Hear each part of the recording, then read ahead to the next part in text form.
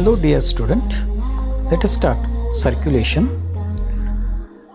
Respiration and circulation ह्या टॉपिकमधला जो काय सर्क्युलेशनचा पार्ट आहे तो आपण या ठिकाणी स्टडी करायचा आहे. Circulation in animals. In higher animals the circulation is carried out by special fluids, blood and lymph. या ठिकाणी दोन सर्क्युलेटरी फ्लुइड्स आहेत, एक आहे ब्लड आणि दुसरं आहे लिम्फ. त्यामुळं या ठिकाणी दोन सिस्टीम्स याच्यामध्ये येतात, एक आहे ब्लड व्हॅस्क्युलर सिस्टीम आणि दुसरी जी आहे लिम्फॅटिक सिस्टीम. ह्या दोन सिस्टीमचा ह्यामध्ये आपण स्टडी करायचा आहे. त्यापैकी पहिला आपण बघूया blood vascular system. Blood vascular system are of two types, open circulation and closed circulation. ॲनिमलमध्ये दोन प्रकारचं सर्क्युलेशन बघायला मिळतं, open and closed circulation. Open सर्क्युलेशनचं एक एक्झाम्पल मागच्या वर्षी आपण स्टडी केलेलं आहे, ते आहे कॉकरोच. आणि क्लोज्ड सर्क्युलेशन जे आहे ते ह्युमनमध्ये कसं होतं ते या टॉपिकमध्ये आपण स्टडी करायचं आहे. तर पहिल्यांदा आपण बघूया open circulation. The blood is circulated through the body cavities called as the haemocoel. Blood हे ॲनिमलच्या कॅव्हिटीजमध्ये असतं. This cavities are called as the haemocoels. कॉकरोचमध्ये ज्या 3 कॅव्हिटीज आपल्याला बघायला मिळतात त्या कॅव्हिटीजमध्ये ब्लड भरलेलं असतं. The visceral organs lies in the blood filled cavities. ज्या ब्लड फिल्ड कॅव्हिटीज असतात त्याच्या आतमध्येच सगळे ऑर्गन्स असतात. फॉर एक्झाम्पल डायजेस्टिव्ह सिस्टीम असेल, नर्वस सिस्टीम असेल किंवा हार्ट असेल, हे त्या कॅव्हिटीजमध्ये असतं आणि कॅव्हिटीच्या आतमध्ये मग ब्लड भरलेलं असतं. The exchange of material takes place directly between blood and cell. यांच्यामध्ये जे काही मटेरियल आहे, मटेरियल या ठिकाणी न्यूट्रिएंट्स असतील किंवा वेस्ट प्रोडक्ट्स असतील किंवा हार्मोन्स असतील, डायरेक्ट ब्लडमधून सेलमध्ये जातात आणि सेलमधून डायरेक्ट ब्लडमध्ये येत असतात. ह्याच्यात डायरेक्ट कॉन्टॅक्टमध्ये येतं. The blood flow with low pressure. याच्यामध्ये ब्लड प्रेशरचा काही संबंध नसतो. ब्लड हे कॅव्हिटीजमध्ये असल्यामुळं तिथं प्रेशर क्रिएट होत नाही. No respiratory pigment like haemoglobin. Generally blood हे रेड कलरचं दिसतं कारण त्याच्यामध्ये हिमोग्लोबिन नावाचं रेड रेस्पायरेटरी पिगमेंट असतं. पण हे जे काही ॲनिमल्स आहेत ह्या ॲनिमलमध्ये ब्लड हे कलरलेस असतं कारण त्यांच्यामध्ये कुठलंही पिगमेंट नसतं. For example arthropods and molluscs. Open circulation जे दिसून येतं ते आर्थ्रोपॉड्समध्ये. आर्थ्रोपॉड्स म्हणजे या ठिकाणी इन्सेक्ट, कीटक सगळे येतात. क्रस्टेसियन्स, क्रॅब, प्रॉन हे ॲनिमल्स येतात. मिलीपोड्स येतात, स्पायडर, स्कॉर्पिओ आणि मोलस्कस, सॉफ्ट बॉडीड ॲनिमल्स, हे सगळे ॲनिमल्स याच्यामध्ये येतात. आता आपण बघूया क्लोज सर्क्युलेशन.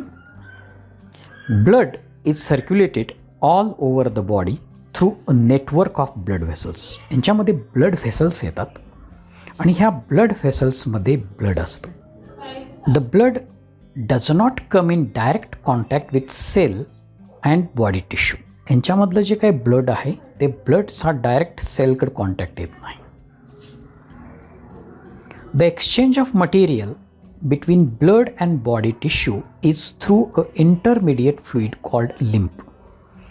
तर ब्लडमधून सेलमध्ये किंवा सेलमधून ब्लडमध्ये येण्यासाठी मध्ये एक इंटरमिडिएट फ्लुइड काम करत असतं, ते म्हणजेच लिम्फ. फॉर एक्झाम्पल जी काही न्यूट्रिएंट्स आहेत ती न्यूट्रिएंट्स पहिल्यांदा लिम्फमध्ये जातील आणि लिम्फमधून सेलमध्ये जातात. किंवा वेस्ट प्रोडक्ट जे सेल बाहेर टाकते ते सगळे वेस्ट प्रोडक्ट पहिल्यांदा लिम्फमध्ये येतील, तिथून ते ब्लडमध्ये येतील. म्हणजे डायरेक्ट कॉन्टॅक्ट याच्यामध्ये येत नसतो. Blood flow with high pressure. Blood हे ब्लड व्हेसल्समध्ये असल्यामुळं व्हेसल्समध्ये एक ब्लड प्रेशर क्रिएट होतो.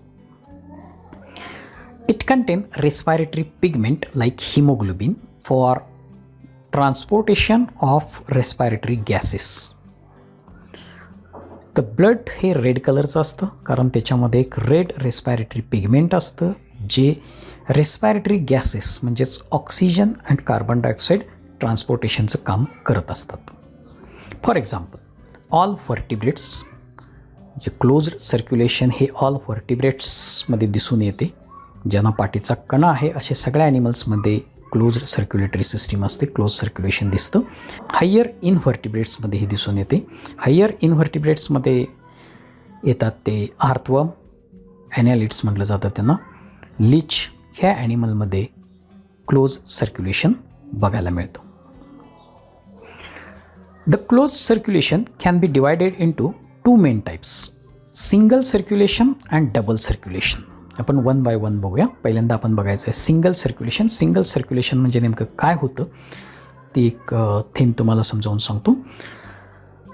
In single circulation the blood passes through heart only once during each cycle. हार्टकडं फक्त एकदाच ब्लड येतं. फॉर एक्झाम्पल त्याचं आहे फिशेस. फिशमध्ये सिंगल सर्क्युलेशन दिसतं. तर या ठिकाणी इथे एक डायग्रॅम दिलेली आहे ती बघा. दिस इज द हार्ट. हे जे काय आहे हे हार्ट आहे. The heart is made of 2 chambers. Ventricle, एक वेंट्रिकल आहे आणि दुसरं एट्रियम आहे किंवा ऑरिकल्स आहे. The heart is made of fish heart is made of only 2 chambers. 2 चेंबरनी ते हार्ट तयार झालेलं असतं. तर वेंट्रिकल्समधून जे काही ब्लड आहे ते ब्लड पहिल्यांदा गिल्सकडे जातं. Gills are the organ of respiration. हा गिल्स माशांच्यामध्ये रेस्पिरेशनचं काम करत असतो, म्हणजे ऑक्सिजन पाण्यातला जो काय आहे तो घेतो. हार्टमधून इम्प्युअर ब्लड गिल्समध्ये जातं. तिथं एरिएशन्स होतं, म्हणजेच प्युअर ब्लड तयार होतं. आणि ते जे काही ब्लड आहे ते सिस्टेमिक ॲओर्टामधून बॉडीच्या सगळ्या पार्ट्सना सप्लाय केलं जातं. दिस इज द बॉडी ऑर्गन्स. बॉडीच्या ऑर्गन्सना सप्लाय केलं जातं. तिथं त्या ब्लडमधला जो काही प्युअर ब्लड आहे त्या प्युअर ब्लडमधला ऑक्सिजन घेतला जातो सेलकडून आणि कार्बन डायऑक्साईड त्याच्यामध्ये ॲड केला जातो. म्हणजेच ब्लड जे आहे ते पुन्हा हार्टमध्ये जातं. म्हणजेच हार्टमध्ये जे काही ब्लड आहे ते ब्लड फक्त एकदाच जातं. Deoxygenated blood is pumped from heart. This is the heart. Pumped from heart towards the gills. These are the gills where it undergoes oxygenation. इथं oxygenation होतं. This oxygenated blood moves towards the various body parts.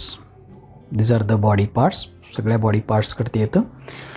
Gets deoxygenated and return back to heart for next cycle.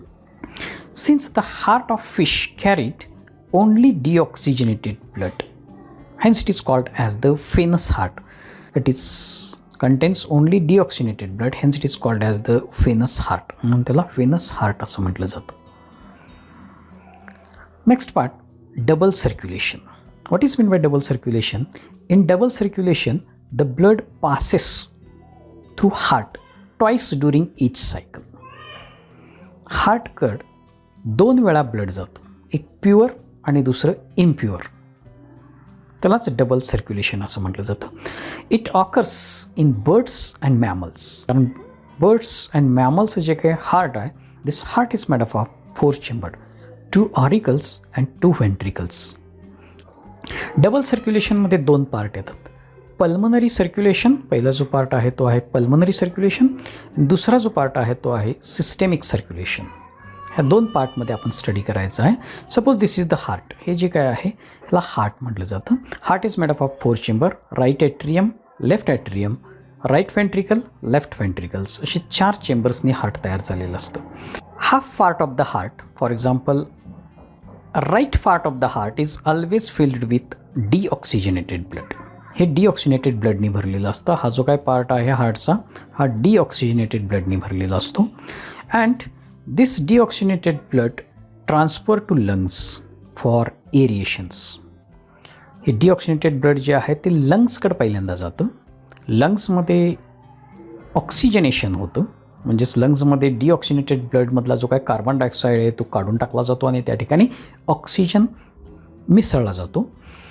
तिथून ते जे काही heart लंग्समधलं blood आहे oxygenated blood हे left ॲट्रियममध्ये येतं. तिथून ते व्हेंट्रिकल्समध्ये येतं, ॲट्रियम टू व्हेंट्रिकल्स. व्हेंट्रिकल्समधलं जे काही ब्लड आहे ते बॉडीच्या सगळ्या पार्ट्सना सप्लाय केलं जातं. बॉडीचे सगळे जे काही पार्ट्स आहेत ते ऑक्सिजन घेतात आणि कार्बन डायऑक्साईड ब्लडमध्ये घालतात, म्हणजेच डिऑक्सिजनेटेड ब्लड तयार होतं. And this deoxygenated blood return towards the heart, ते परत ते हार्टकडे येतं आणि ही सायकल चालू राहते. ह्यालाच डबल सर्क्युलेशन असं म्हटलं जातं. म्हणजेच हार्टमध्ये ब्लड 2 वेळा येतं, एकदा ऑक्सिजनेटेड ब्लड आणि दुसऱ्यांदा येतं ते deoxygenated blood. Hence it is called as the double circulation. Heart pumps deoxygenated blood to lungs for oxygenation. This is the lungs, and it returns to heart as a oxygenated blood. This is called as pulmonary circulation. This circulation is called as the pulmonary circulation. The oxygenated blood is always present in left part of the heart. Left ventricle pumps oxygenated blood to all body parts or organs except lungs. Lungs कडे oxygenated blood जात नाही, and return back to the heart as a deoxygenated blood. This is systemic circulation. The human heart shows double circulation. Double circulation असतं कारण एक pulmonary circulation आणि दुसरे जे आहे ते systemic circulation. Circulatory system in human. The human circulatory system is composed of blood vascular system and lymphatic system. So the blood vascular system मध्ये प्रामुख्याने 3 पार्ट येतात. एक आहे ब्लड, दुसरा हार्ट आणि तिसरा जो पार्ट आहे तो blood vessels. It is responsible for various functions like the blood vascular system प्रामुख्यानं 3 कामं करत असते. पहिले जे वर्क आहे ते ट्रान्सपोर्टेशनचं काम करते. आता या ठिकाणी ट्रान्सपोर्टेशन म्हणजेच काय, तर transport of respiratory gases, oxygen carried from lungs to all cells and carbon dioxide carried from cells to lungs. This is called as the transport of respiratory gases. दुसरं ट्रान्सपोर्ट ऑफ न्यूट्रिएंट्स. आता न्यूट्रिएंट्समध्ये काय काय येतं, sugar, that is the carbohydrates, amino acids, vitamins, minerals, हे जे काय digestive सिस्टीममध्ये ॲब्सॉर्ब केलं जातं, ॲब्सॉर्ब केल्यानंतर ते ब्लडमध्ये येतात आणि ब्लडमधून ते प्रत्येक सेलला पोचवण्याचं कामसुद्धा ब्लड किंवा ब्लड व्हॅस्क्युलर सिस्टीम करत असते. Transport of waste products. सेलमध्ये काही वेस्ट प्रोडक्ट तयार होतात, for example urea, ammonia, creatinine. हे सगळे जे काय आहेत हे सगळे ब्लडमध्ये येतात आणि ब्लडमधून ते किडनीमार्फत बाहेर फेकण्यासाठी पाठवले जातात. त्याला ट्रान्सपोर्टेशन म्हटलं जातं. काही हार्मोन्स आहेत जे एंडोक्राईन ग्लँड्स हार्मोन्स तयार करतात, काही केमिकल्स तयार करतात. ती सगळी केमिकल्स ब्लडमध्ये येतात आणि ब्लडमधून ती टार्गेट ऑर्गनकडे जात असतात. These are called as the transport of hormones. दुसरा जो पार्ट आहे तो आहे homeostasis. Homeostasis it includes regulation of the body. For example thermoregulation, बॉडीचं टेम्परेचर मेंटेन केलं जातं ब्लडकडून, त्यालाच होमिओस्टॅसिस म्हटलं जातं. रेग्युलेशन ऑफ फ्लुईड, बॉडीचं जे काय फ्लुईड आहे ते फ्लुईड मेंटेन करायचं कामसुद्धा ब्लड व्हॅस्क्युलर सिस्टीम करत असते. बॉडी फ्लुईड मेंटेन करणं ह्यालाच होमिओस्टॅसिस असं म्हटलं जातं. द रेग्युलेशन ऑफ मिनरल्सचं जे काय रेग्युलेशन आहे ते सुद्धा ह्या सिस्टीममधून केलं जातं. तिसरं जो फंक्शन आहे protection. Also protect the body from various micro organism और पॅथोजन्स. काही डिसीज कॉझिंग पॅथोजन्स आपल्या बॉडीमध्ये दररोज जात असतात, त्याच्यावरती अटॅक करून त्यांना मारून टाकायचं काम, किल करायचं काम हे सर्क्युलेटरी सिस्टीममध्ये असणाऱ्या ज्या काही सेल आहेत, व्हाईट ब्लड सेल्स, ह्या करत असतात. Thank you for watching this video.